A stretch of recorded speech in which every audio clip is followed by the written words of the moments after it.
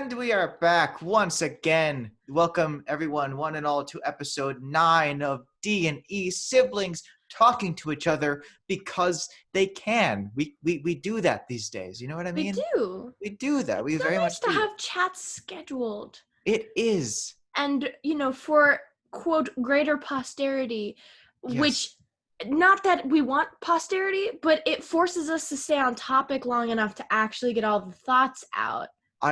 Which we've never done before. No, never. Really nice to be able to stick to a topic for once. Oh my God, yes. We have, dude, the free form fear dreams that are our usual conversations, man. Holy shit. Hard to live with, hard to follow. Well, speaking of hard, today we're going to be talking about mine's a hardcover. I don't know about yours. We're going to be talking about two really, really amazing books. I am going to be discussing Niourk, specifically the 2018 adaptation, the graphic novel adaptation of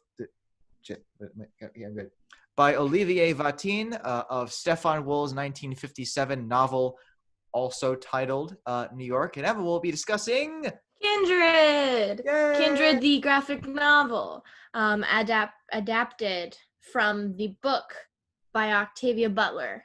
Who has the coolest name oh my gosh, ever. Octavia Butler is awesome. I think we will be going into some delicious discussions today.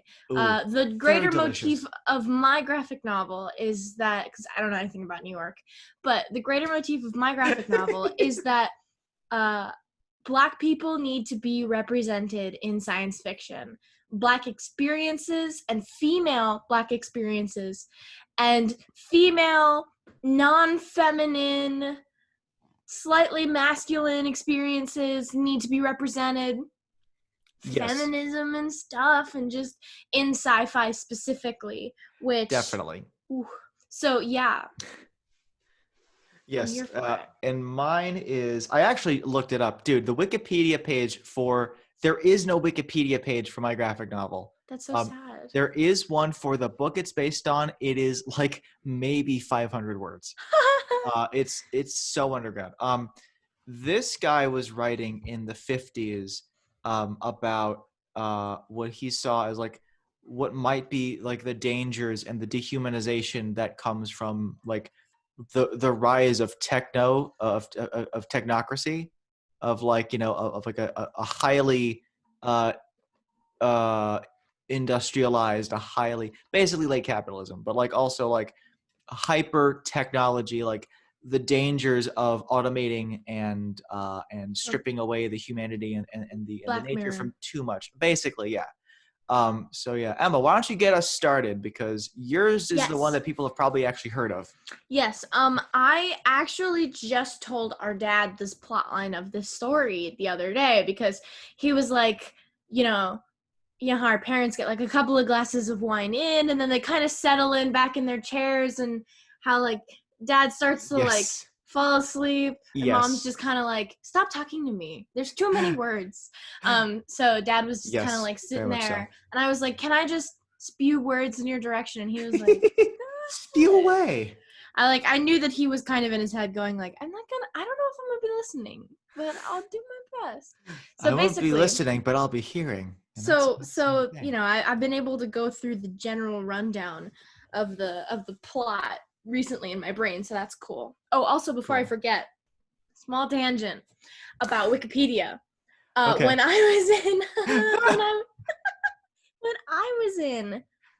I was out fourth grade. Okay, fourth grade. When I was in fourth grade.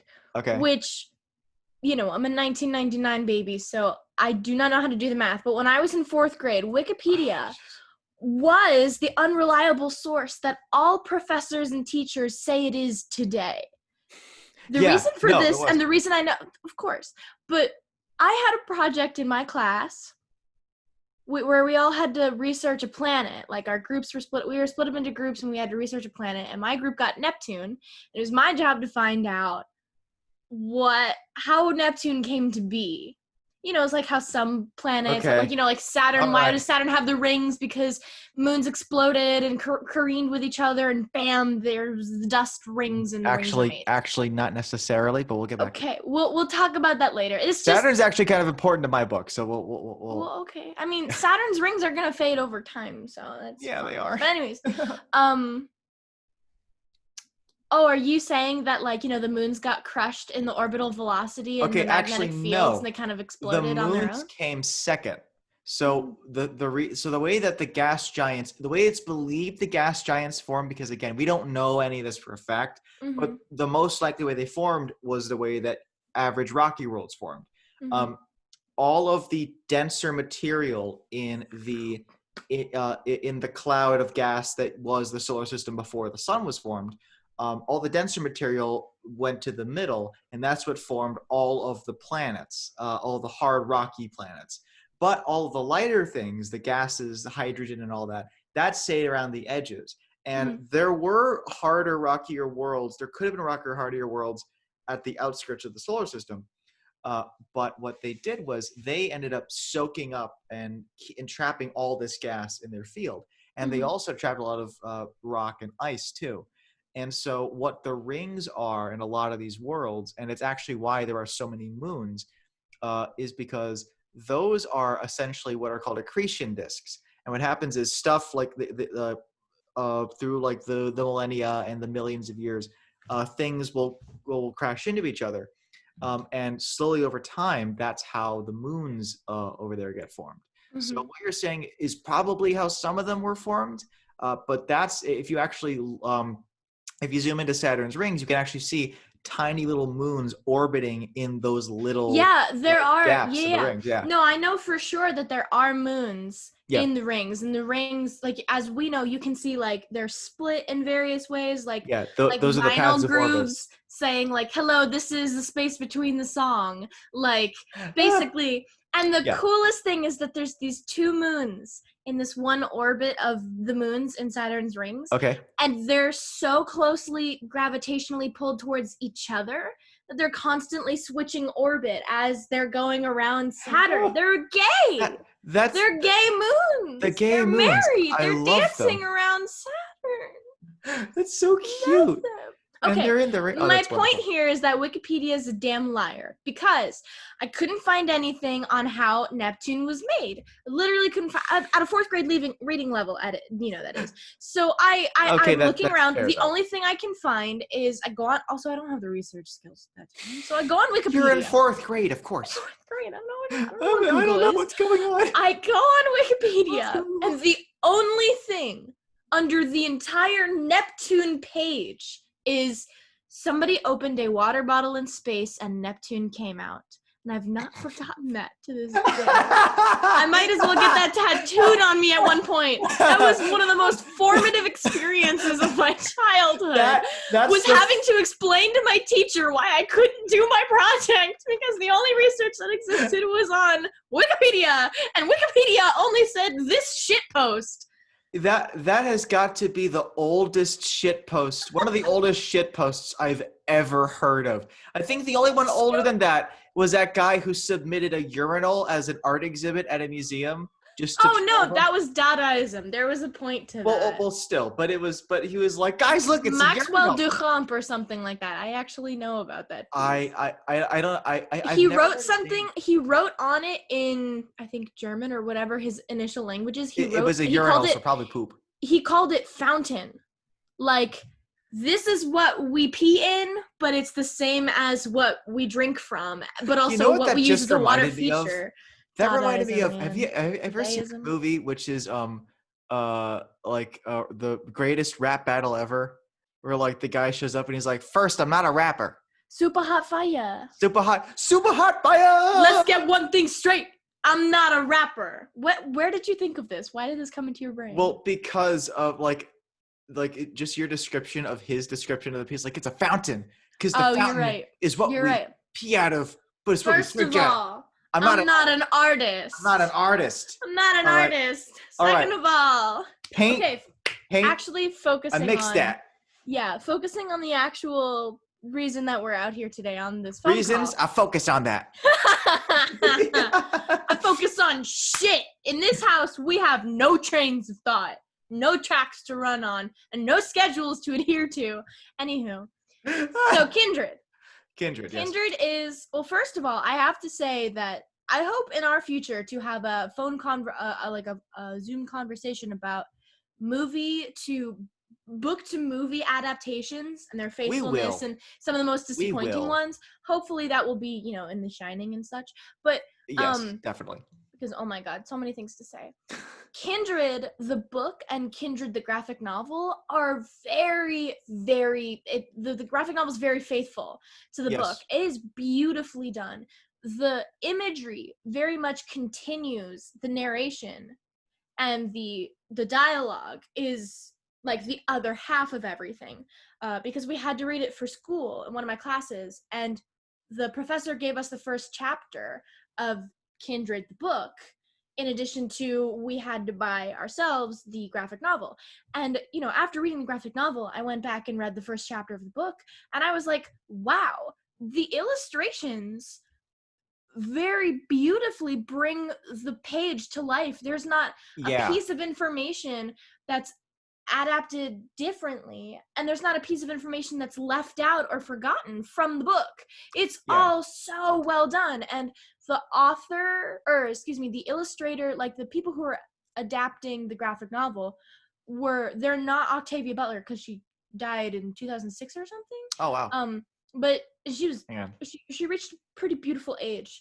But they were very, very big fans of her work, and they really wanted to have an honest representation of her work, and I think that they did an amazing job. Like personally, I really appreciated all of the effort that went into it.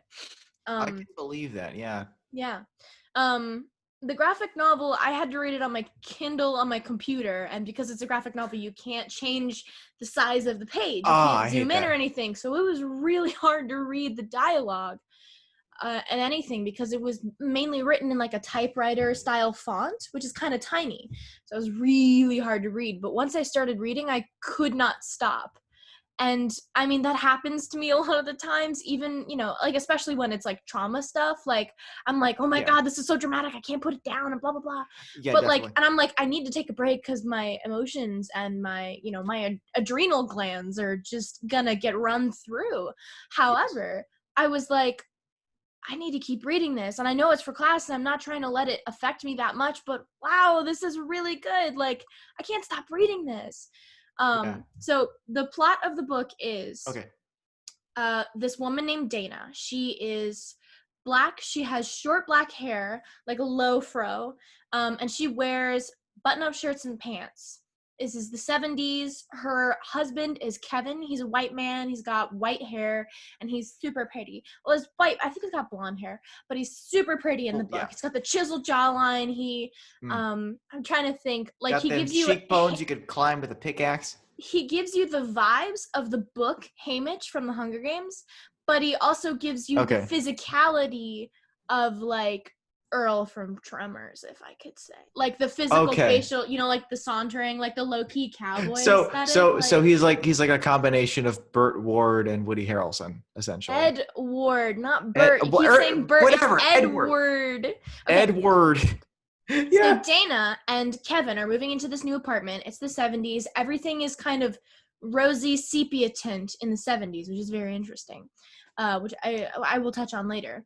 And Dana, while she's moving these books, feels faint, and something happens, and she feels like she's about to pass out. And then when she opens her eyes, she's in this lush field of green, and she hears a woman crying out like, "No, Rufus!" or something. And she hears like a child or something, and she looks, and there's a child like drowning in the creek, and she jumps in and she pulls him out, and she's like, she gives him CPR, and the woman who's his mother clearly is like hitting her, like, "Get off of my son," and calling her the N-word.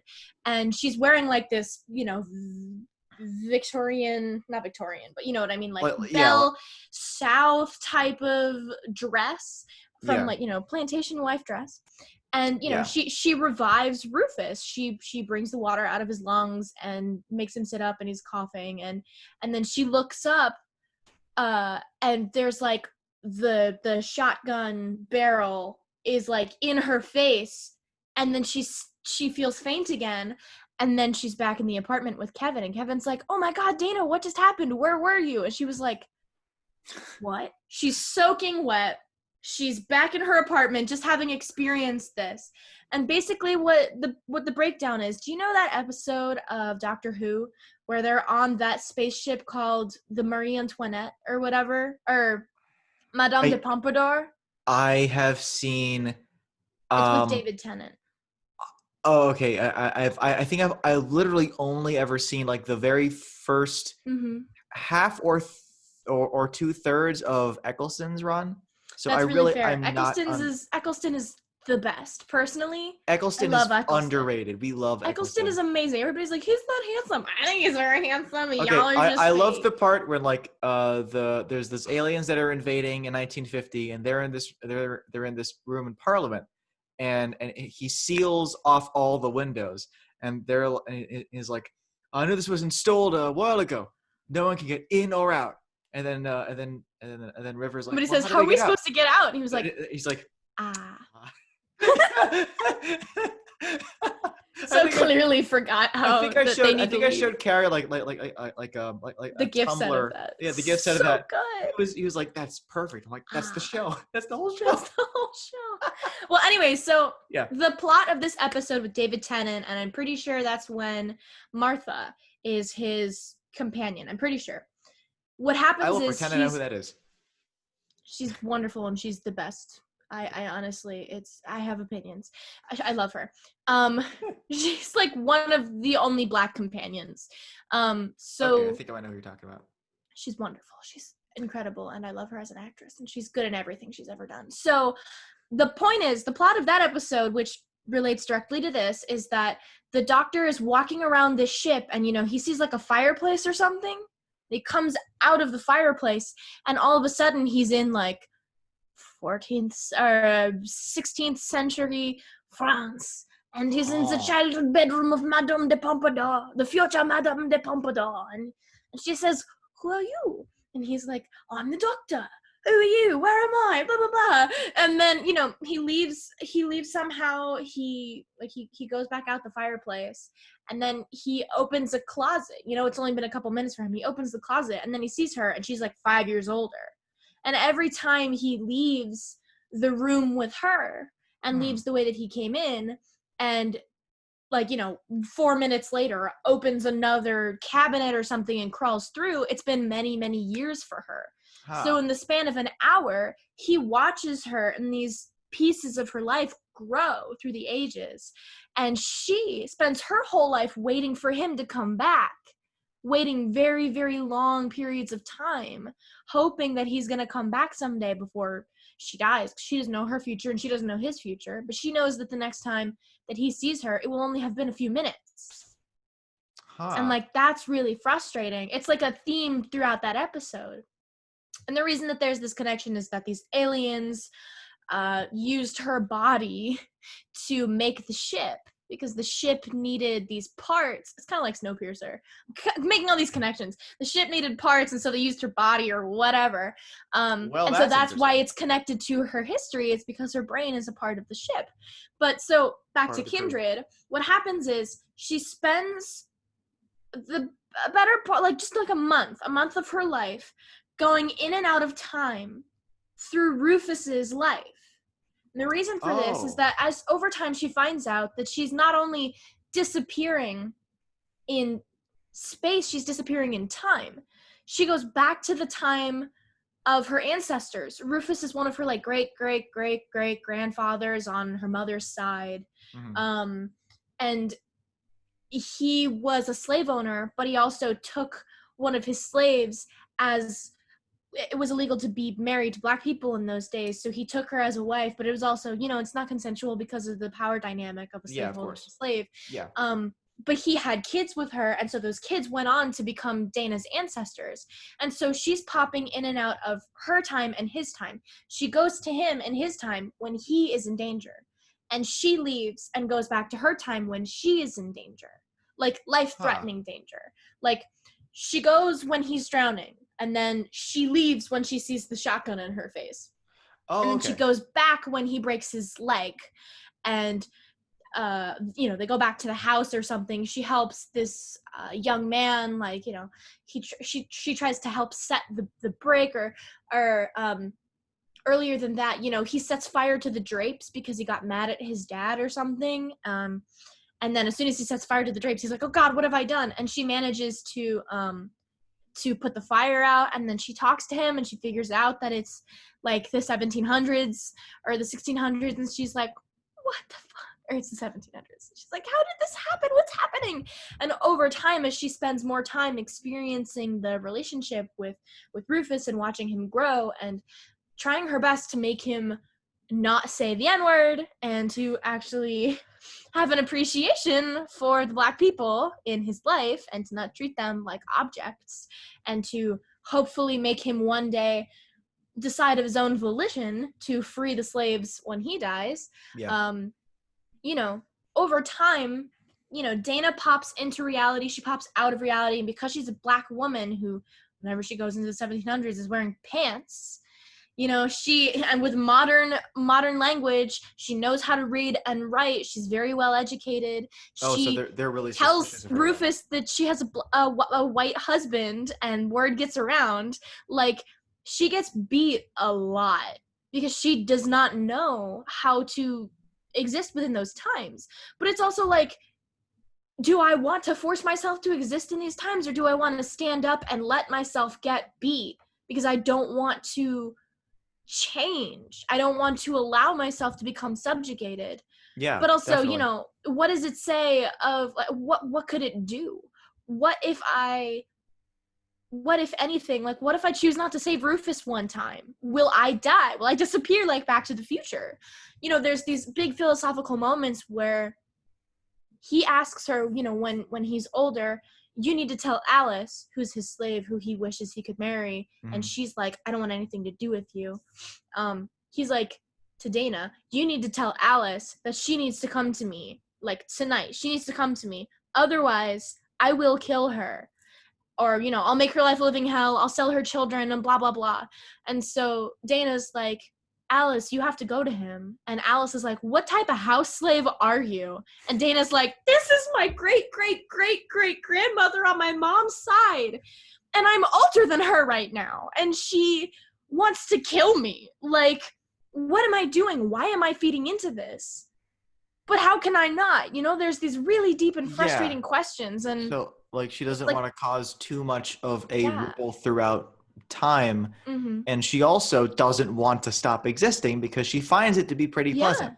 But she also doesn't want to aid and abet slavery, because that's a lot of things that people say nowadays, where they're like, well, if I was in Nazi Germany, I wouldn't have done all those things. How do you know? Because you weren't there. And there's a lot of things happening nowadays that, like, could be compared to Nazi Germany. And if you're not fighting against various things, then how can you say that you would do it then? Because you're not even doing it. And the thing that I don't think people seem to realize is that the ultimate tool that these people had/have, alluding to the things you're talking about now, is it's not even political influence, it's fear. Yeah. Like, these are not nice people that disagree with you. These are violent monsters that are happy to find someone to lord themselves over. Most often pedophiles who were in cahoots with Jeffrey Epstein. That's right. Like, most of them, were on that island and on those planes at various points in time. So just gently reminding everybody that Jeffrey Epstein did not kill himself. Anyways, Dana's incredible, and I love her. And at one point, she starts to feel faint, and Kevin jumps on her and hugs onto her, and she tries to push him off, but he comes with her into the past, which was his intention in that moment. And time goes on. They spend a couple months there. They're able to sleep together in the same room, because Kevin is like a white man, Rufus's dad is like, "You're a man of the house. We appreciate Dana. She is your slave. She saved my son. You may stay here as much as you want. Your slave has turned out to be very useful." And Kevin's like, "Oh God, what the fuck is Ew, happening? this is gross. This is horrible." Oh God. He's like, "Oh boy," but he has to play along. Otherwise, both he and Dana will be killed. And Dana tells him this, like, you can't be this comfortable with me, because it's not you that's going to get in trouble. It's me that's going to get in trouble. You can be casual with me, but you can't do that in front of the slaves, because they will snitch on me and I will get my ass beat. You are the impunable man. You are without The fault. imputable man, the least relatable superhero. I can never remember if impunity means immunity or not immunity. It's We're like sitting infamous. in front of a it's Google like, machine. Is infamous actually mean famous or not? I know that does mean famous. It's just a negative impunity. connotation. Okay, hold on. Impunity is exempt from because punitive action, like punishment. Oh, okay. Exemption Impunity. from punishment or freedom from injurious consequence of action. Okay. So he literally does have impunity. Yeah, he's got impunity. And she's like, everything that you do, like, I have to be on my best behavior so that it'll reflect well on you. And if you do anything bad, it'll get me beat, because, like, you guys will have a disagreement, but I will get whipped in the yard.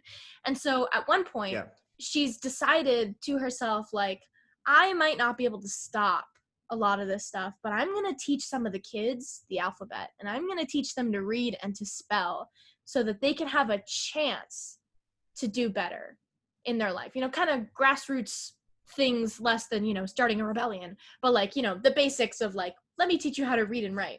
So one day she's teaching Nigel, and he aces the spelling test that she gives him, and she's so proud, and she throws it on the fire so that there's no evidence. But right as she's doing it, Mr. Rufus, their last name is oh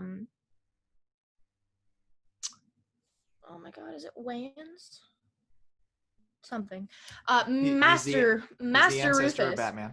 Yep. He's like he's like Waylon. I knew it. It was on the tip of my tongue. So Master Waylon, he founded the alien company. Oh my God. He comes in and he sees that she's got the speller in her hand, and he knows that she's been teaching them. So he brings her out of the little house that they have. It's like a little house where most of the cooking happens and most of the chores happen and stuff. And so he takes her out, and, like, this is such a triumphant moment. He's just he just aced his spelling test. You're feeling so good. The colors are gentle browns, and her shirt is blue, and the spelling book is green, and you see Nigel smile, and he's so happy. I'm pretty sure his name is Nigel. And then Mr. Whalen busts in, and all of a sudden, everything gets more yellowy and green, and it's really scary. And he takes Dana and throws her onto the ground and starts whipping her. And, like, the spelling book has fallen out of her hand, forgotten on the ground next to her, and just lash after lash, and she's not losing consciousness, and she's feeling dizzy, but she's not feeling dizzy enough, and she's just not leaving in anything, and she's, like, throwing up and stuff, and just, like, the crack, like, really, really big. There's, like, radiating red lines off the page. And then, she looks over and she sees Kevin running towards her, and he gets, like, almost close enough to touch her, and then she pops out of time and goes back to the present and leaves him behind. And she's like, she ends up on the ground in the apartment, like, bloody and screaming, and Kevin's not there. He can't help her heal. She has to figure out a way to, like, soak her back and get, like, antibiotics without telling anybody that she was just whipped in the 1700s. It's the 17th century. But so eventually, when she pops back into time, it's 5 years later, and Kevin has worked his way up to, like, New York. And she's there for, like, 6 months before he finally manages to find her. And they end up leaving when Rufus is like, or Mr. Whalen is like, you can't leave. I have unfinished business with this slave. I don't know how she managed to disappear last time physically, but you can't take her. She's owed a debt to me. And Rufus is like, you can't leave. Dana, you can't leave. Because, he's come to rely on her and depend on her and to take her presence like for granted, and he doesn't want her to leave because there's some connection between them, you know, like she's the same every time he sees her. Mm-hmm. And throughout their time spent together, she's been the same age all through his life, you know. She's been a constant, like she'll come back again. And so he doesn't want her to leave. He wants her to finally stay. And she's like, I'm going back. And so she and Kevin are like holding each other while like Mr. Whalen has like his gun pointed at them on their horse or something. And then like he cocks it or something, and then they disappear back into reality. And Oh, Kevin's okay. like, I know, right? You're like, oh my God. And Kevin at one point, you know, they're home for about 4 minutes, and Kevin's like, you know, like something like dark happens in his eyes. And she has stated at a previous point, what did he have to do for 5 years in order to survive? I don't even, like, she had thought about that, like, I don't want to bring Kevin with me because what if he gets stuck? I don't want to think about what type of a change that man would go through, you know, from my husband to somebody else, him living in the 1700s without me, him a white man and me a black woman. I don't want whatever is existing in that time to change him and to change us. And you know, there's like a dark look in his eyes when they come back. He's like, I just need some time alone. And you're like, oh God, I hope everything's okay. Oh no. But then like 20 minutes later or something, she cries out because she feels it again. And he's like, Dana, no. And then she disappears. And she's there for a while. At one time, in order to get home, because she's so desperate to leave, she and this is gentle trigger warning, prepare yourself if necessary, but Okay, she cool. doesn't die or anything. She slits her wrists and puts both of her wrists in a bowl of water, and then wakes up back in the present in the 70s, and you know, bandages her arms and stuff. And all through the book, any time that she ends up talking to anybody in her real life, you know, she's got like bruises and she's got bloody lips and stuff because she's constantly getting punched in the face and scalded with tea by the masters of the house. And everybody in her life is like, is Kevin hurting you?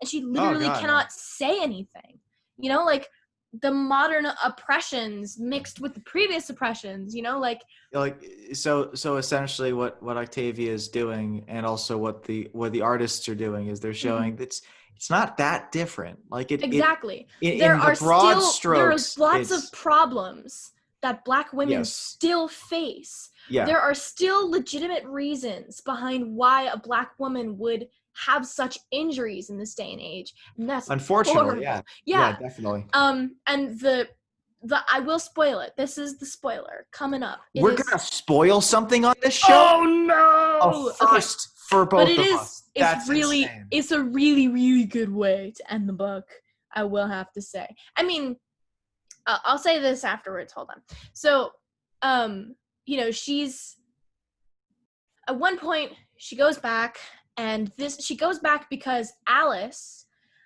who's, you know, sort of his wife, sort of not, you know, he's got like 3 kids with her, and he loves the kids, but they're half Black and they have red hair, and you know, it's he doesn't really want weird. people to see them because like it would exactly be it's like the Thomas Jefferson, Sally Hemings things. Yeah. But it's also, you know, it's like it's weird for Dana because she's like, oh my God, these are my ancestors. That's Hagar. I know her. She's going to be my great great grandma on my mother's side, and I look like Alice. Why do I look like Alice? You know, and like, I mean, she knows why, obviously. But obviously. like, it's like, why Genetics. does this have to happen? Why does this have to happen? Why does our relationship need to be so plainly written on our faces? And that's one of the reasons why Rufus really likes Dana, is because as Alice grows up, she looks more and more like Dana, and Dana looks more and more like Alice, and it's like, he's, you know, kind of not realizing, you know, he loves Alice at this point in time, like, and he's not legally allowed to, and Alice doesn't love him back. They were childhood friends, but there's this system of slavery. They cannot have a relationship in this universe, and he cannot take no for an answer because he's a white boy who gets everything he wants. So anyways, the pain of Rufus's that brings Dana to him for the last time is Rufus has just discovered that Alice has hung herself in the barn. Oh, and geez. you see like the silhouette of Alice hanging there and like slowly turning and whatnot. And, Rufus is like, I don't understand why she did it. And Dana's like, I can give you 400 million reasons why she did it. And all of them start with Rufus did something. Okay? Oh, Jesus. Fuck you. That's a good-ass line. She basically finally, sorry about that. She basically finally lays into him and tells him honestly, like, she kind of decides, I can't stand by this anymore. I can't, like, Alice has just killed herself. There's nothing he can do to her anymore. I have to say something. And she tells him, like, you're the one who drove her to do this. You never listened to what she had to say to you. You wanted something she didn't want to give, and then you made me make her give it to you. Yeah. She gave you children, and if you don't free them when you die, like, you're a horrible person. Yeah. The fight continues, like, they go from the barn into the house, and she's like, I'm packing up my stuff. And through this time, she's carrying around with her a tote bag, like, through this whole month is what I mean. She's carrying around with her a tote bag of necessities so that if she pops in and out of time, she can bring a bag with her that has, like, stuff. Things that we would think about if, like, if you could bring one thing to a desert island, she has that tote bag on her at all times, which is, I really appreciate, through the time also. Hey, Emma, you know what I'd bring? I'd bring the Da Vinci Code so I could burn the Da Vinci Code. The Crow. The Crow. Over time, Octavia mentions how the contents of Dana's bag is changing per the needs. There's, like, always a bar of soap and an extra pair of underwear. Yeah. Excuse me, but sometimes there's a sun hat, and sometimes there's bandages, and sometimes there's always Advil, because there's no Advil in that time period. And Advil also, helps it's the South, and headaches are real. There's no air conditioning. It's just bad. But anyways, anywho, so I just bring ice. That's all I bring. Dana and Rufus are fighting, and they're going inside, and Dana manages to, like, get a knife somehow, and Rufus is, like, holding onto her arm really tightly. And through the book, it's kind of been like a motif of Rufus grabbing her arm or holding onto her arm, like one of her arms, constantly being like, don't go, or I have a hold on you. And it's always the thing that makes her remember, hold on, he's my ancestor. I don't want to do anything without thinking about it first. And so he's holding onto her arm really tightly, and he kind of pins her down and is like, she's like, is he gonna rape me, or is he just hugging me? What's going on? And he's just kind of not moving. But you can tell that he's kind of, like, where he wants to be. Mm-hmm. But she's like, like, Rufus, if you don't get off of me in, like, the next second, I'm gonna stab you. And he's like, you wouldn't dare. And guess what she does? She fucking stabs him. Yeah! Like, whoo! Right in the chest. And he's like, full of disbelief. He's like, how could you do this? And she's like, oh my God, did I just kill him? And then in walks Nigel, who's a full adult at this point, and is like, oh my God. And that moment when she sees that Nigel was there with her hand stuck in his chest and with his arm still holding on to her. And once she's pulled back into the reality of the situation, she sees that Nigel's standing there. She pops out of time because she knows that her life is in danger now. Mm-hmm. And she pops out of time and back into the 70s, but her arm is stuck in the wall. Her arm has phased into the wall because Rufus was holding her into the past. And, she's screaming, and Kevin's like, what's going on? And he's like, what the hell? How did that happen? Did you glitch into the wall again? Literally glitched into the wall. And so she goes to, the hospital because I think Kevin may have had to have, they probably had to have, like, paramedics, like, cut her arm off or something. But, like, she lost her arm down to the elbow. And the police officers are not leaving her alone in the hospital bed while she's totally drugged up. They're like, who did this to you? Did Kevin do this to you? Do you want to press charges? If you don't press charges, this scumbag is going to get away, and he's going to do it again. He's going to do it to you. He's going to do it to other people. And she kept saying, no, you don't understand. You have it all wrong. But she's in this drugged up haze. She can't even get the words out. She doesn't even know how to begin, how to explain it. And Kevin didn't even know how to explain it to the paramedics. He just had to say, like, her arm was in the wall. I literally do not know what to tell you. from one second to the next, Dana was there and her arm was in the wall. Like, they keep the time glitching a secret, but still. Yeah. And the graphic novel opens, this is what I said I was going to hold on to and say. Oh, again. okay. The graphic novel opens with Dana sitting there in the hospital bed, looking pissed as fuck, staring directly into like the eyes of the reader, Okay. with one of the arms like freshly bandaged, and it was like, and like the first line is, I lost my arm below the elbow that day, and the police wouldn't stop asking me questions.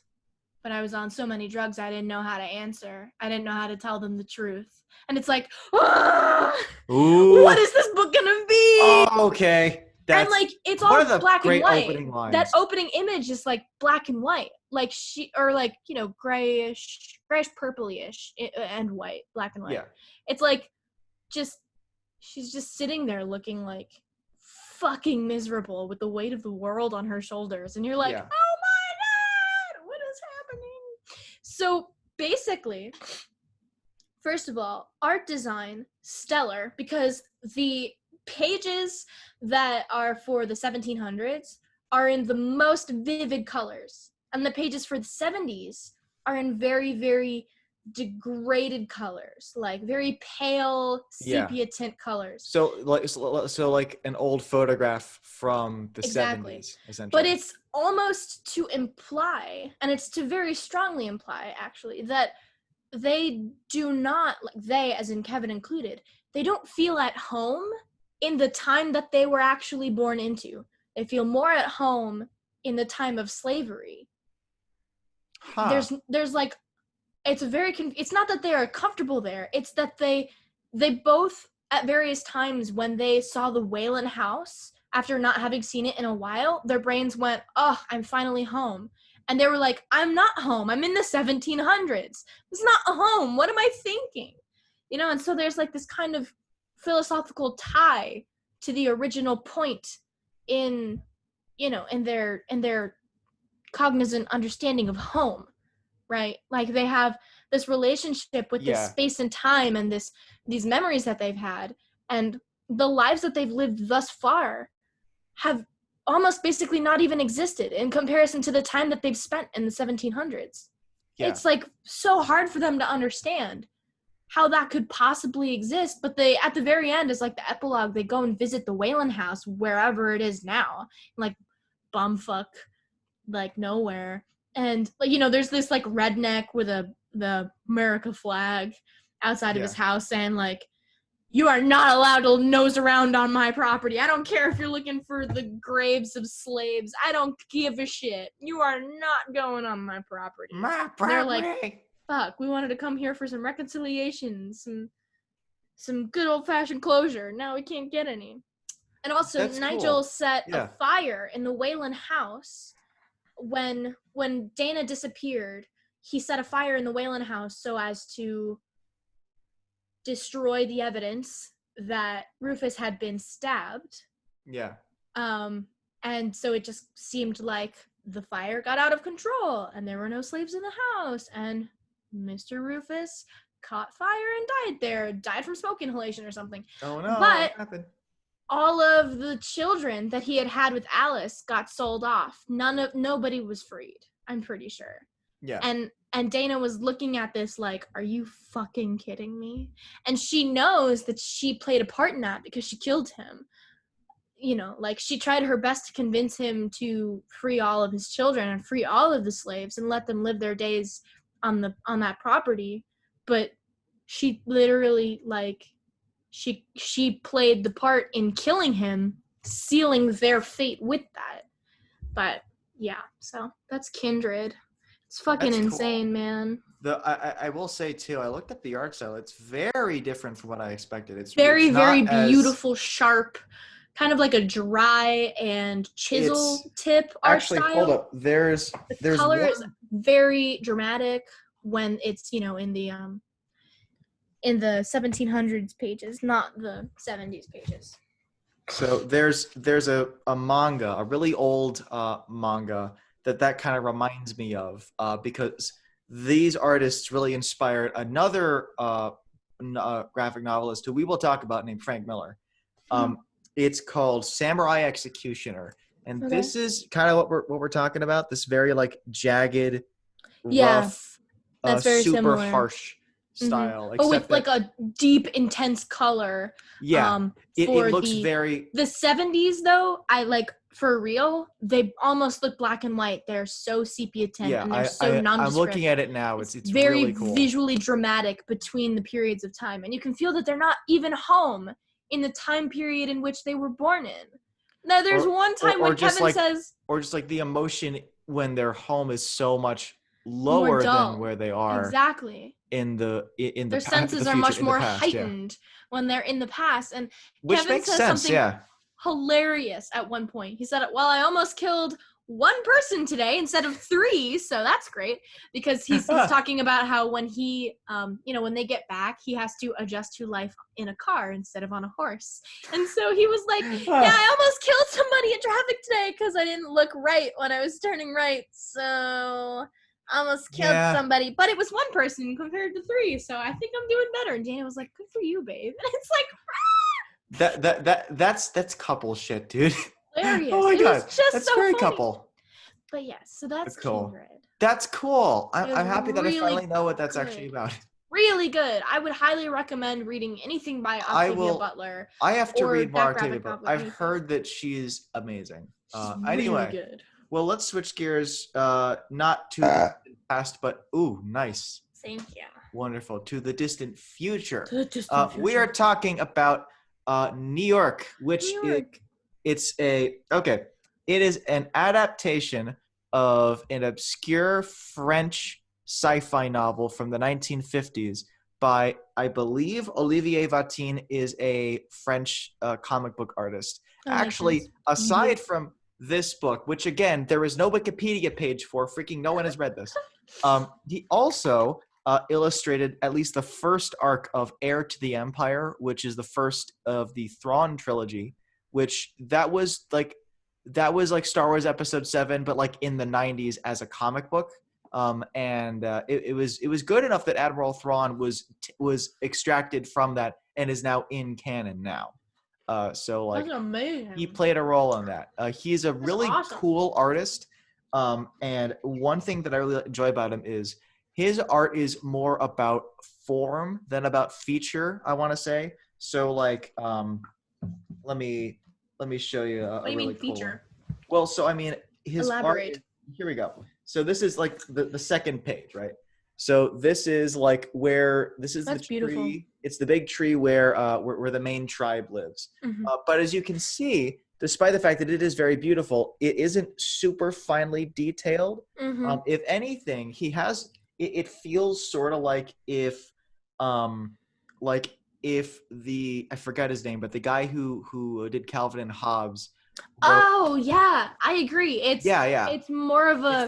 It's that bone like cartoonish. Exactly. Cartoon it's not like there's less effort. It was spent, and it's not like and it's not like it's sketchy. It's just that it's almost like there's less time to put in details. Well, it's like, more like he focuses do the basics. So much on expression, mm-hmm. right? And on emotion. It's a very emotionally drawn book. So I'm gonna give you kind of like it's a very short book. Like literally the plot synopsis on Wikipedia is a single paragraph. So for whatever it exists on. So it takes place. It doesn't say specifically when it takes place, but based on one of my many, this is the first page of the first chapter, and it shows you how much time has passed in a really simple way. And it's you watch this underwater thing slowly become a desert. Like a desert, yeah. You know where that is? That's in the middle of the Caribbean. That is well done and terrifying. It is so cool. Well, Good God.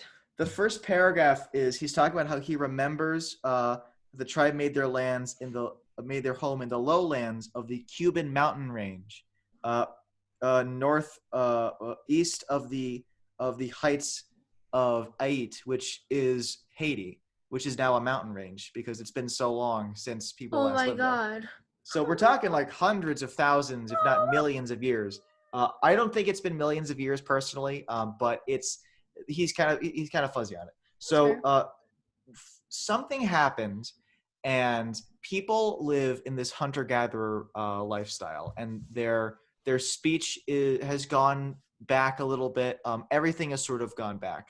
And there's this tribe that live here, and they live close to the Cuban mountains. And there's a couple main characters. There's the hunters, and the main one is Thaws. And Thaws is really, really cool. I like him a whole lot.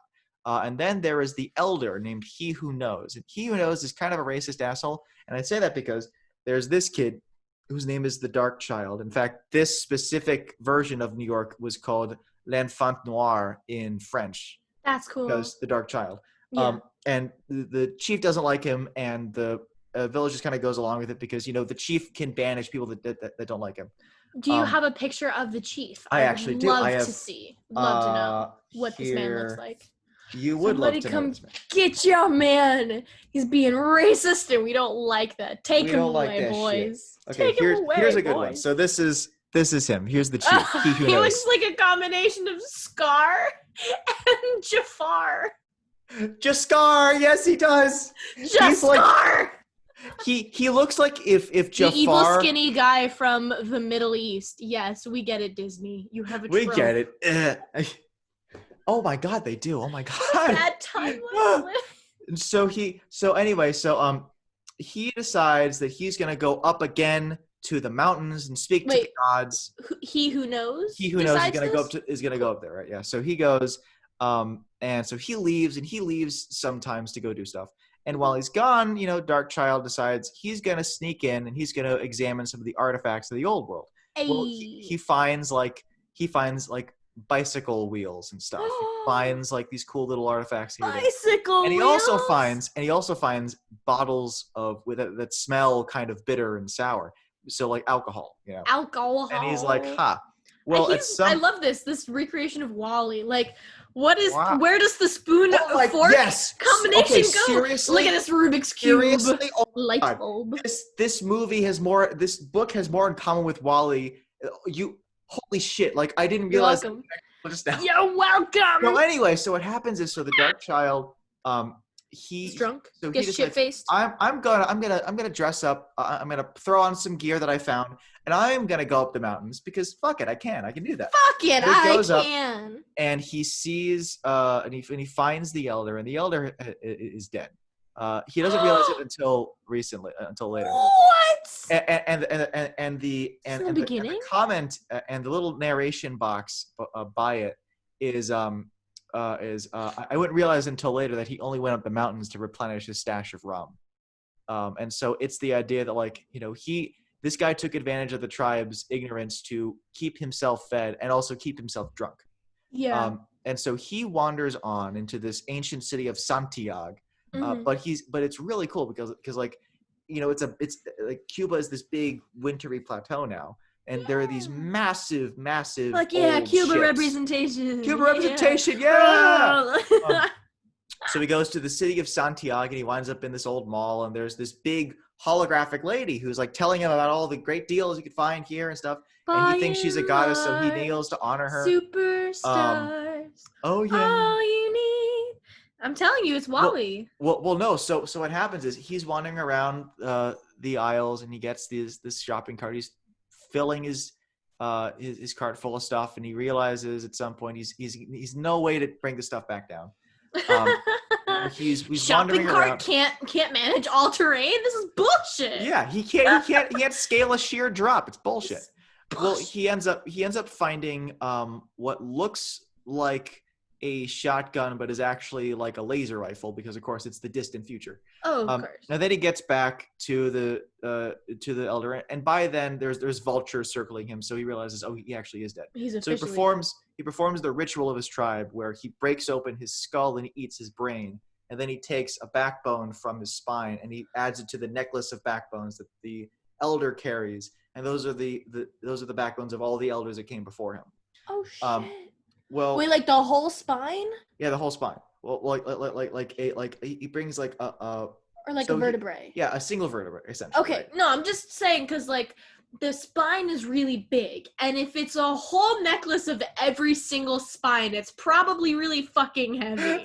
So I was like, so wait, he how is this child just gonna rip out the whole Dude, this spine kid of this eats guy? nothing but like whey powder and steroids. He's the buffest kid ever. He's like 8 feet tall. He's like got like a 0.01%. Yeah, as you can see from the cover with his stick arms and stick legs. With his stick arms and stick legs.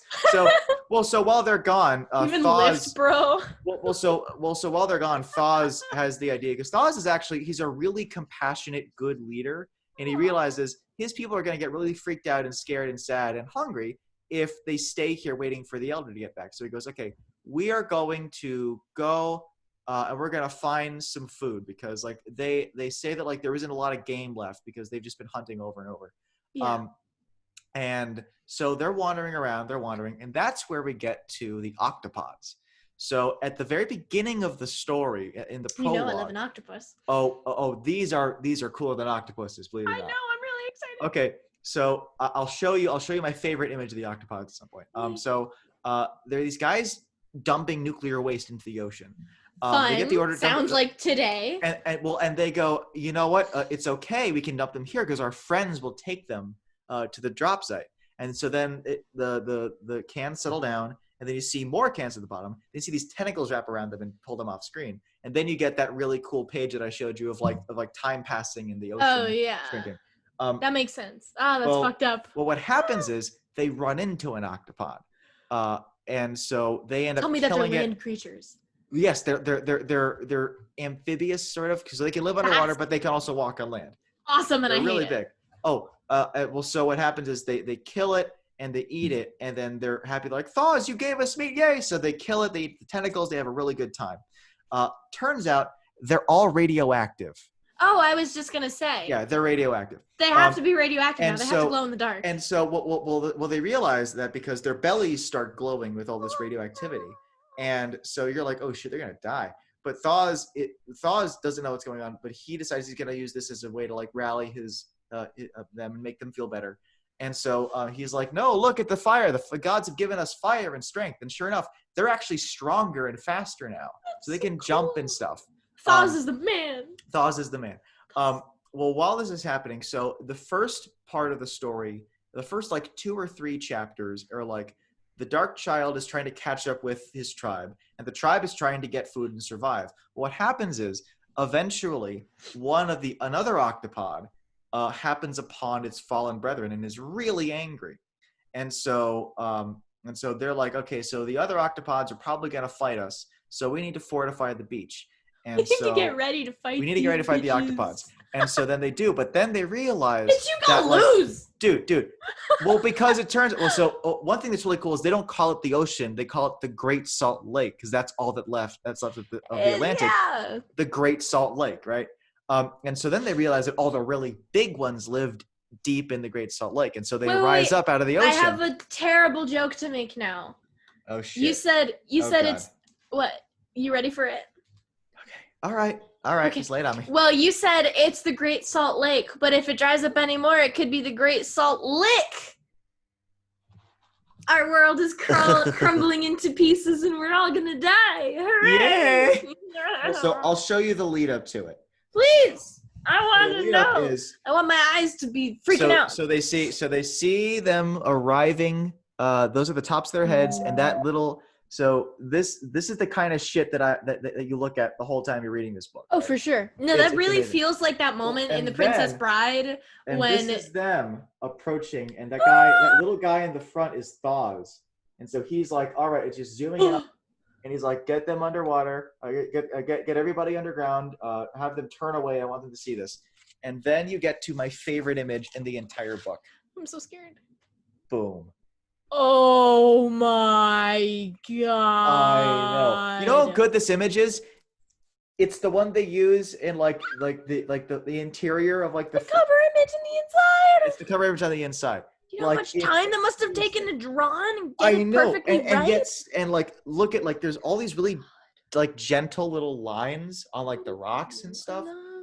It's kind of I have a whole bunch of things to say. Okay. That is very reminiscent to the movie Atlantis. Yes, definitely. I really 100%. Appreciate how blue like light blue can be scary in the way of Definitely, like yeah. the future and foreign technology. Well, But also on the previous page, like the octopods moving up really, really looked like that moment in The Princess Bride when with the shrieking eels. The shrieking eels. No, and then also she doesn't get eaten, you know. She doesn't get eaten. You look very worried. I just wanted to No, let you know. I'm okay. She doesn't know. I'm Columbo, so can... I've gone through a lot of these stressful situations before. They never get eaten. I love Peter Falk. He made a great Columbo. He was. I love him. It's amazing. I love. Okay, him. So Yeah. and then the next image when you finally get to see the octopods, they're like a combination of you still haven't seen Arrival yet, have you? No, dude, I love Arrival. Of course. Oh, okay, cool. They're like a heptapods. combination of the aliens in Arrival with the Eo Sapiens from Expedition. Yes. Like the arms and stuff. Like also like a mix of the Eo Sapiens. Very much. A mix of the Eo Sapiens and the Sea Striders? Yes, the Sea Striders, the Emperor Sea Striders. Yeah, they're very similar. Ooh, I think it's hard for anyone who is at all a fan of speculative creatures to not draw from to not have some relationship with previously designed creatures. Because like with that end, like there are two guys that really got the ball rolling on that. There's Wayne Douglas Barlow, but then there's Dougal Dixon. Well, also Jim Henson and Ray Harryhausen with the true, TV but I mean magic. Specifically like scientifically feasible creatures. No, you're right. With the drawings, Dougal and the Dixon and Wayne Douglas Barlow, right? Yeah, for sure. Well, so they wake up on the beach and they've been captured by the octopods. There's another really cool scene. Captured? Yeah. Well, so it's them lying tied up on the beach, and then the octopods are coming out of the ocean. Well, then who should show up but the Dark Child? The Dark One. Well, the Dark Child shows up, and I left out that he makes a friend along the way. It's this fucking bear, and he. Oh my god, he's the Avatar.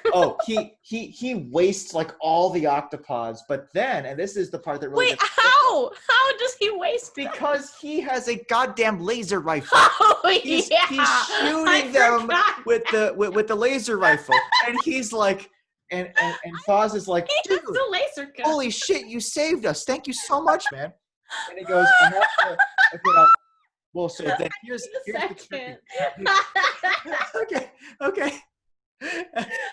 Emma's rebooting. I forgot I got a goddamn laser gun. You just, out of nowhere, you're like, he has a bear. Oh, and he destroys all the octopods. And I'm like, wait a minute. How does he have magical powers? I'm thinking of radioactivity, and you're like, no, remember the gun he found? I'll put it this way. So that question you asked when you said, does he have magical powers? All I'll say to that is, not yet. Oh. So here's what happens. No, but you know what I mean. It's like the moment where it's like, who would win in a fight? And it's like, well, does the one guy have a gun? Because he would win. It's over really fast. Oh, yeah. I always joke that, like, if I was ever in a Pokemon duel, I'd just bring a gun. Like, I just shoot the Pokemon. I'd be like, there. Oh, did you know that there's this new thing? It's a ballistic knife. Actually, I don't think it's new, but it's a ballistic knife. So it's like a gun, but it's a knife. So now you're prepared for both a knife and a gunfight. Having played games that included Final Fantasy characters, yes, I knew that gun blades existed. Okay, yes. So what happens is he wastes the octopods. Well, he wastes the octopod, and then he goes to eat its brain. And then a little tentacle shoots up out of his head and touches his forehead. Oh, no. And then it goes, this vision, right? And I love the image of like him with like the octopus eyes. Ooh. And then you see an octopus little thing surrounded by scientists. You're like, wait, what the hell's happening? Oh, and then you get to my second favorite image in the entire book, which is this spaceship just flying through the mountains of the Caribbean. And it's piloted by this future-looking guy. And he sees the Dark Child and the bear leading the tribe through the highlands. And then he pops in, and there's this beautiful image of him like in this like mesh flight suit, and he looks like Aquaman almost. He's like this beautiful, gigantic guy. Like Dark Child, none of them have ever seen anyone like this before. Mm-hmm. And he goes, if you want some game, you should run up to New York. And then he goes, what's Niourk? And that's the name of the book. That's where he says the name of the book, guys. You see?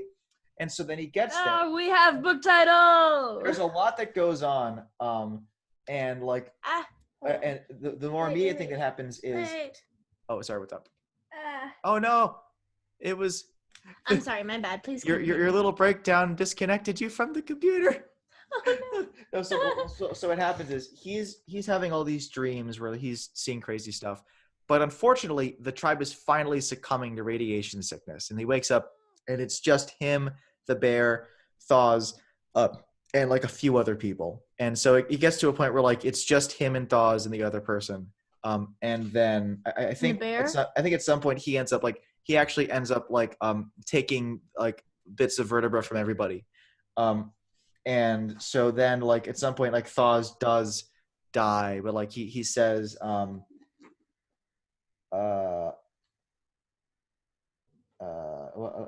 he says is all he says is like, yeah, you're gonna go to we're never gonna see Niourk, but oh shit, hey, sorry, that really freaked me. I was like, what's up? Yeah, go take a shower, it's fine. Okay. Okay, Jess says hi to you. Hi, Jess. Did you tell her my book is 300,000 reads? Oh, her book is 300,000 reads. Oh my god! Yeah, she's okay. Bye. I'm excited. Yeah, I gotta read it. So you should. It's great. Oh, there's a. So anyway, so long story short, you said Thaw's last words. I want to know what they are. Like he just says, you have to continue to Niourk and be healed by the gods. I thought it was just going to be him saying something nice to the Dark Child, but like that's all he gets out. And then he gets to the Statue of Liberty, which has the weird radar dish on top. That's amazing. And then he's like, and then like the fog moves out of the way, and then he finally sees the ruins of Niourk City. And so like it's the okay, so there's two games that this reminds me of, right? There's Legend of Zelda Breath of the Wild, obviously, but then there's Horizon Zero Dawn, which is a game that came out where like it's like this post-apocalyptic world, but it's inhabited with like robot dinosaurs, and you hunt the robot dinosaurs with your magic bow, with your spirit magic helmet. No. And so there's a lot that goes on. They wind up getting found out by a whole bunch of robots. They have a fun battle. Tasty. There's a whole lot. So I'll just give you like the rundown for what like happens, right? So he runs into some people from Mars, where the rest of humanity lives now. As one does. As one does, yeah. And they decontaminate him and they help him out. But through this time, something happened to him when he interfaced with the dying octopod, and so he starts to develop these incredible powers. And one of those is he can actually phase through solid materials. Ooh, and then he develops the ability to fly. And then he flies away for a bit. And then he comes back and he's like, by the way, I can duplicate myself. And then the camera turns and there's a giant version of him, and he picks up the downed spaceship that crash landed on Earth, and he goes, I can do whatever I want. And so that's when we learn about the backstory of the world. So what happened was, after, and I don't know, this is probably not the case for the original novel because it was written in the 50s, but in this version of Niourk, after the Fukushima disaster, people really were distrustful of nuclear technology. And they wanted to find a way to dump all this nuclear waste. And so they found a way to store all the nuclear waste in the world. There was this subduction zone underwater. And they were like, oh, okay, we'll put all the stuff down there. But it's a little bit too deep for all of our submersibles. So what do? Well, they made the octopods. They bred the octopods to be, and they gave them the ability to interface and instantly share their thoughts with anyone of their species or our species. Well, long story short, that didn't fucking work out for them very well, did they? Because what happened was a lot of these radioactive eruptions started happening all over the world and spewing all the stuff everywhere. And what ends up happening is and this is like while he's plugged into their ship and he's getting all this information, it ends with, and like there was this collective of transhumanists met with the AI, and they were like, okay, we're going to send 2 ships of people onto Mars. And that's how we're going to rebuild everything. and they're getting ready to do some stuff to go back to Mars and all that. And he asks one of them, her name's Coffee, and he says, "Hey, Coffee, I know that you studied because eventually like his mind escalates and he gets really really smart for like a kid, like he becomes like a god essentially." Yeah. And he goes, "So what happened?" Because like it cut off when the ships left for Mars. And she goes, well, what happened was they didn't send people to Mars. They sent people's DNA and their memories to Mars, so they could clone people and build new people on Mars. And they ended up killing off everyone that they sent the DNA of to Mars. And they left everybody who didn't like that idea on Earth to just sort of waste away and fester. And so that's kind of where we are now. And so you get the idea that the people that wound up going to Mars were these like shitty people, right? Just shitty, annoying people. There's a song on the last King Gizzard album, Infest the Rat's Nest, called Mars for the Rich, which is essentially just this, right? Yeah, I mean, that's what's going to happen with us. Everybody's going to be like, bye, Earth. Sorry, we fucked it up. And they're going to have enough money to go to fucking Mars and leave us here. Yeah, totally. Well, anyway, so what happens is he ends up, it gets kind of weird towards the end of it. Like he ends up pulling a fast one on the Mars people. They're like, we want to send you to Mars and look at you. And he goes, well, I cloned myself, so you can send that person.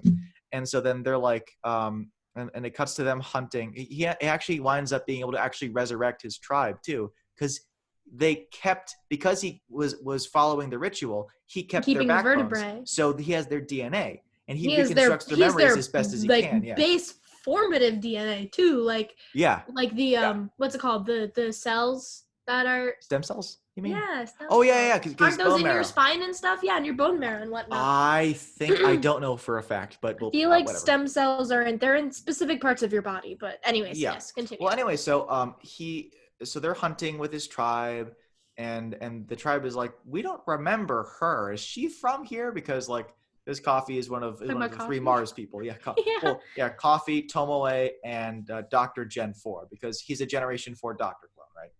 That's funny. It's great. No. So he ends up playing a fast one on them, and he goes, yeah, see, he's like, well, I was kind of torn because I wanted you guys to go back to Mars, but I didn't want you guys to leave. So I cloned you. And they're like, wait, you sent the clones? He goes, no, I sent the originals. You guys are the clones. They're like, wait, we're the clones? Are you serious? He's like, yeah, it's all in good fun.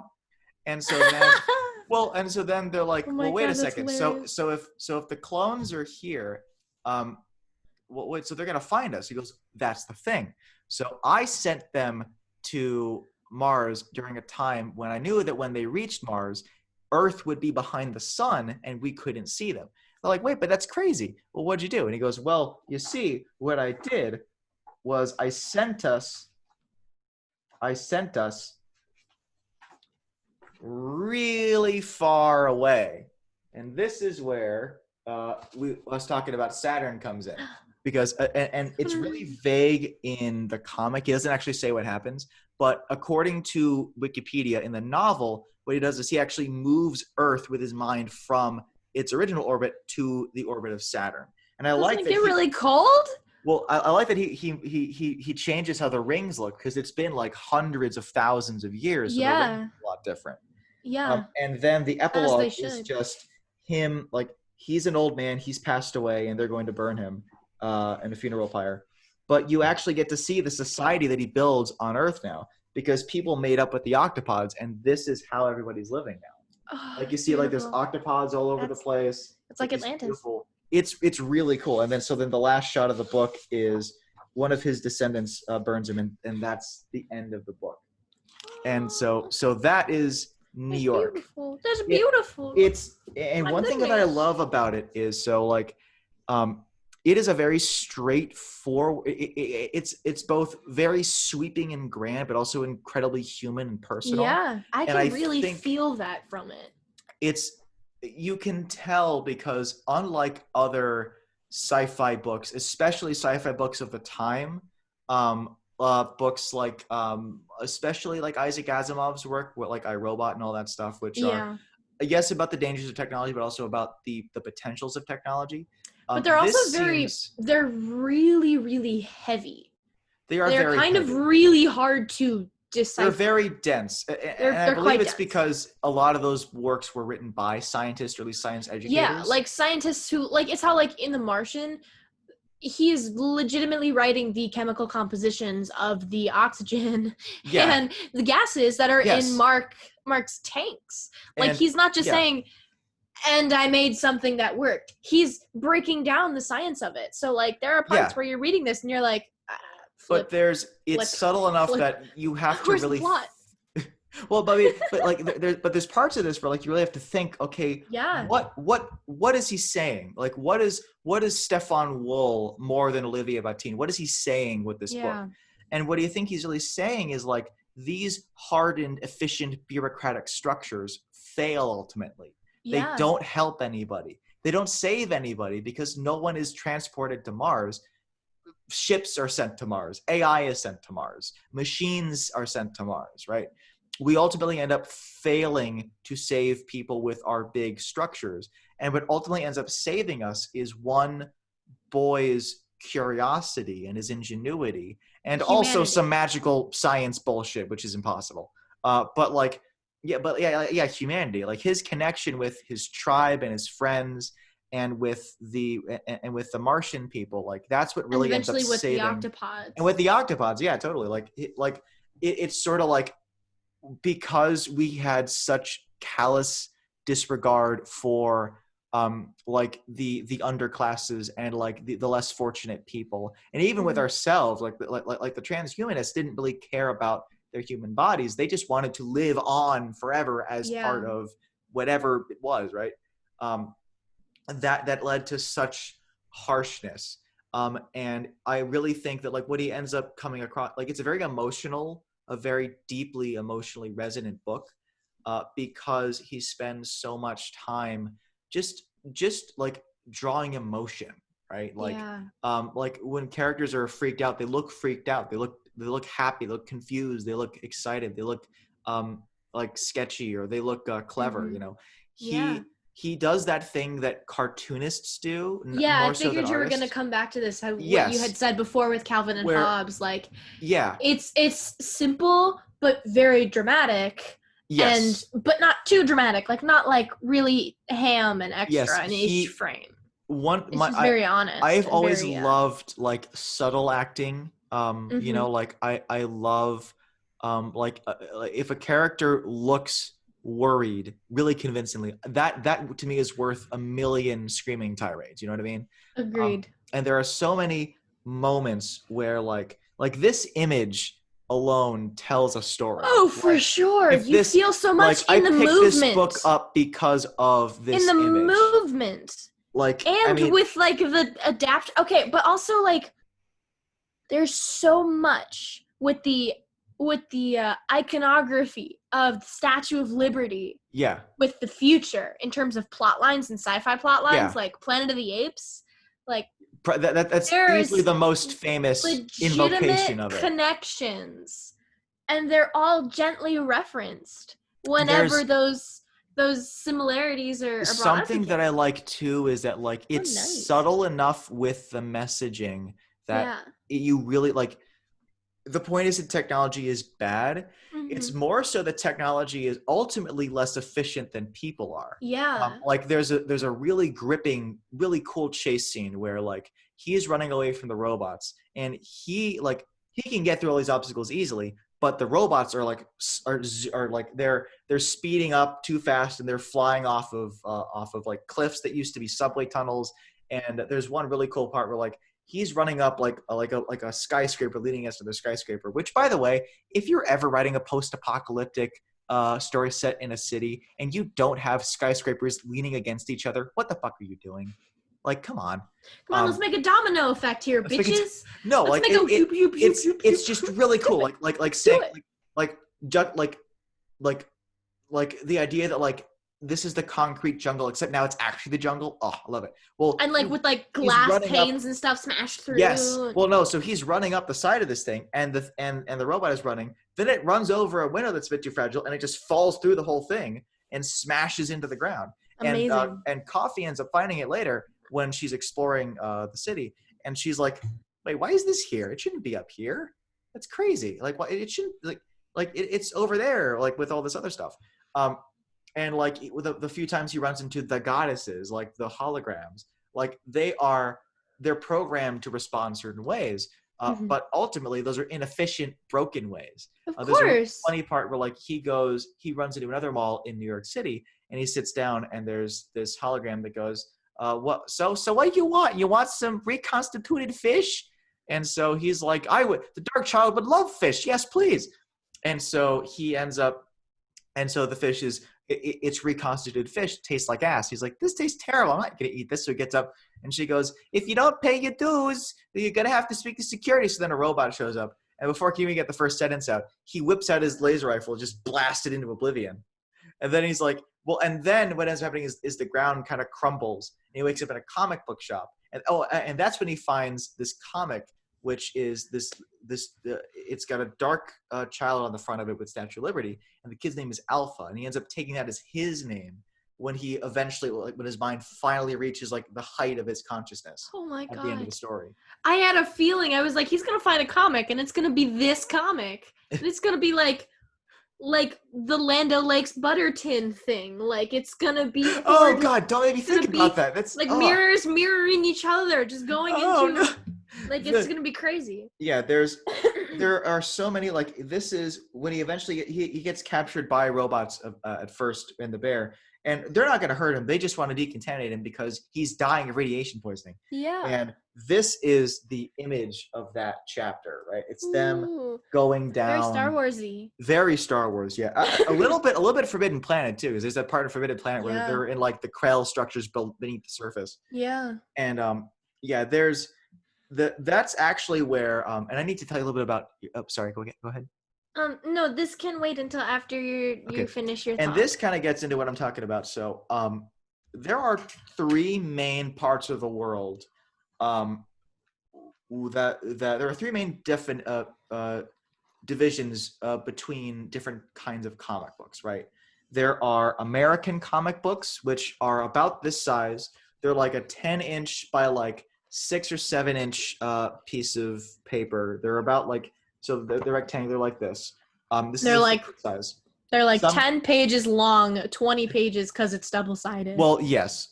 And they are like a 5-minute clip in an episode. Yeah, well, and they're mostly like they're mostly serialized superhero content with in only in recent years have they turned into like singular narratives, like indie focused stuff, right? For sure. Then there is this is also by Dark Horse, and this is also by Dark Horse. Then there is manga, which is the Japanese comic books. This is actually an undersized, very small manga, but most manga is about the size of your average paperback novel, right? Yes, indeed. It reads left to right. It's in black and white. Then we get to European comic books. European comic books are guys like Jean Girard, Mobius, who actually, if you want to look through, our dad has an issue of Heavy Metal Magazine, which is just like the first chapter of the Ink Call, which was some recycled concepts from Mobius and Alejandro Jodorowsky's Dune movie, which they were working on but actually fell through. European comics are like they're like kind of squarish, sort of. They're much bigger. I agree. And like a standard size European comic is about 11 inches by like 10 inches or so. This is an oversized, so it's like 12 inches. So it's a pretty decent size. Yeah. And what I love about these books is just the size inspires such like beautiful, sweeping, stark images. Yeah. And like there are so many just stellar shots that he ends up capturing in this. Like one thing I love too is he's very spare with words. So yeah, like this whole scene, I was gonna say, like there are a lot of action scenes that really communicate a lot more than words do. And I think he knew. Well, one, he knew he was an amazing artist, but he also knew that like what really drew people to Stefan Wul's original work was the ideas, the images it conjured. Yeah. So why not let the images speak for themselves? And it's this Sometimes kind of storytelling. The words really do just clutter the page. That's the thing too. Like there are a lot of comic books, older comics more so than new ones, but there are some new ones where like the narration only exists for the artist, for the author to show off, the writer to show off their prose. And as a writer, I get that. But I'm thinking again about Ta-Nehisi Coates' Black Panther. No shade into Yeah. Ta-Nehisi Coates. yeah, it's but- just that it didn't really work for us because it was No. too much, and that's what I Yeah. love about like this book is that like honestly there were a few points rereading it where like I stopped reading it. I just looked at everything and I could kind of Yeah. tell what was happening. Like it's sort of like, and again it comes back to Wally, like how Wally for the first part of the movie is a silent film. A lot of the time there's no words, and whatever words there are, I mean, it's not like he can talk, and it's Yeah. not like Eve can talk. Eve has approximately 20 words in her vocabulary. Mo says one Eve. thing, and it's Mo. Mo. Wally can barely say his own name. He says Eve a little bit, but he mainly says Eva. And then when the Yeah. people are involved, whatever they talk about is very human, and Yes. it's very well paired. It's also with the a plot little line. bit like It's in not too 2001 A much. Space Odyssey, I find that Yes. there aren't many lines of dialogue you need to hear. Yeah. Like when you first watch it, the dialogue's actually very quiet. Very atmospheric. Yes. That is, I would the thing argue with the Kubrick, it is only- very atmospheric. The only line of dialogue, the only exchange that really matters, there are just two scenes of dialogue that really matter. The first is when Dave and I forget the other scientist's name, when they're discussing turning Hal off, deactivating Hal, and Hal Hal can is read their listening. lips. Yes. But the best, which is I think is the best scene in the movie, is open the pod bay door, Hal. Because like and then Hal says, "I'm sorry, Dave. I can't do that." one of my favorite acting moments is when Dave is like open the pod bay door. Oh, he's getting angrier and angrier. Yeah. And then he He's goes to lose it. And desperate. then he goes to lose it, and his eyes are bugging out. And then he just stops talking because he's like, okay, oh my god, he's not going to open up the doors, and he's I have to realizing what find- he's going to have to do. It's like, I have to kill Hal, Oh, or I'm God. not gonna be able to get in Shit. here.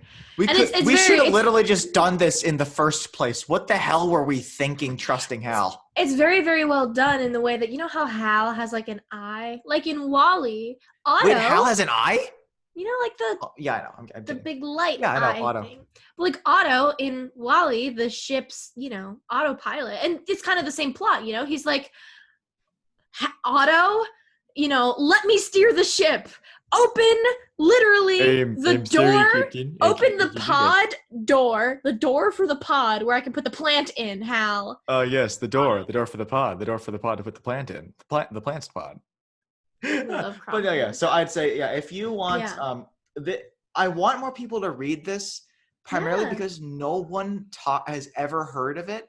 And I would not have heard of it unless I had found it at my library like 2 years Maybe more people will hear about it now. Yes, because of this. That's really the hope, dream. like, it's such like a beautiful story. Yes. I have my thing that I want to say before What is I your forget. thing? I've been thinking about it for so long. Okay, can you Okay. open and back up to the page where the tentacle is touching his eye and he's getting that prophecy in his head and he's seeing the octopod in the tank and the scientists are looking at him. Yes. Okay, do you remember? Yes, that. The specifically the one where, like where the scientists are looking at the octopod and it's very blue and it's glowing and it's mainly shadows. Do you remember Love, Death and Robots, the show on Yes, Netflix, I do. right? I Do you do. I love remember that show. Zima Blue?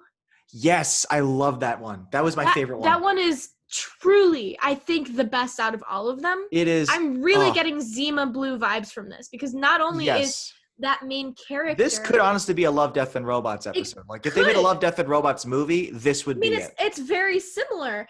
The main character is a black man whose main motif color is that kind of shade of blue.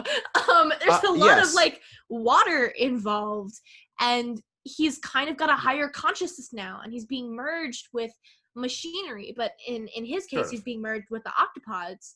And he's being merged with hentai. But that moment when when he can see the octopod being looked at by the scientists, it really made me remember when she was like, "But you're a man made of machine parts, not a machine who thinks he's a man." And then Zima's like, "I don't know what's true anymore, and does it really matter?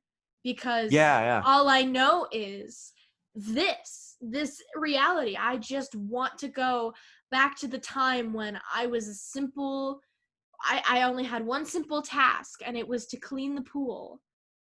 which is we're gonna Just to clean the tiles. dude. One of our next episodes is gonna have to be Love, Death, and Robots because Yeah, we'll discuss every it's single such episode. a I'm gonna write haunting, that beautiful, down. beautiful, It's show. horrifying and so is. good. That's part of what I love about Zebu is it's also very disturbing because it's a person destroying themselves. No, but it's also Like, it's not just horrifying, but it's almost beautiful. He accepts that it's his time. It's macabre, I would say. But he's also like macabre. doing it in front of a giant crowd of people for the sake realizing, of his. Yeah, you're like, wait, what the heck just happened? Like, but he's also you kind of wonder, like, is he doing this for the attention or is he doing this to force people to recognize what he's doing?